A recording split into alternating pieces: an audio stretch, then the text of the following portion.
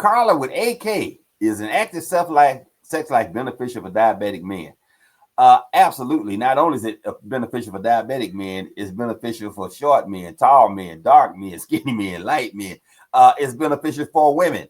An active sex life is beneficial from this perspective, particularly if you're a diabetic man. One of the key signs, one of the reasons I diagnose diabetes is people will come to me asking for a prescription of Viagra.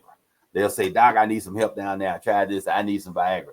And I say, well, let's evaluate what the problem is. The problem is not that you have erectile dysfunction. The problem is that you have diabetes, which destroys and inhibits the blood flow to the penis.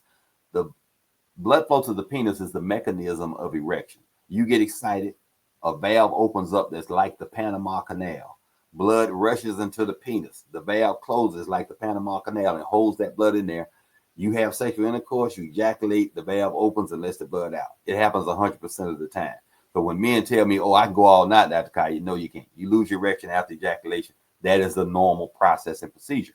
But if you are an active sexual partner, you develop a level of sexual physical fitness. It's just like if you go out and run, if you exercise, if you go to the gym 4 times a week, you're going to be in better shape.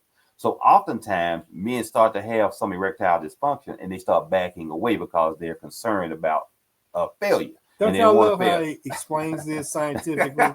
They don't want to fail in front of their partner. Get the right girlfriend. That's an option too. So we call it the lap dance single test. People. Not there you go.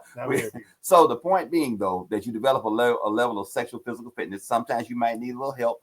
Products like Viagra, like Cialis, or there are others out there as well. But my Lipo-T product is one that instead of taking intermittently when you feel like you need it, you take that every day so that you develop a level of sexual physical fitness and sexual health so that you're able to function whenever you want to versus whenever you need to. So you stay away from the one at the convenience store? Absolutely. No, don't buy any pharmaceutical products from the bulletproof gas station. Okay, so if you see a whole display of rhino pills and sexual enhancers and things you can buy 2 pills at a time, don't buy that, please. Dr. Kai highly recommends that. Partner with your, don't be shy about having that discussion.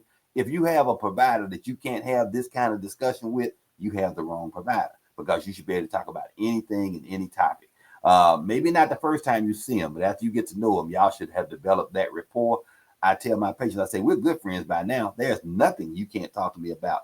And if you feel comfortable with it as a provider, then the patient will feel comfortable. If the patient feels a little trepidation, and then you're mirroring that back to them, then it's going to be difficult to have that conversation about such a sensitive topic. But if you just say, hey, it happens, welcome to my world. That's my first, I say, welcome to my world.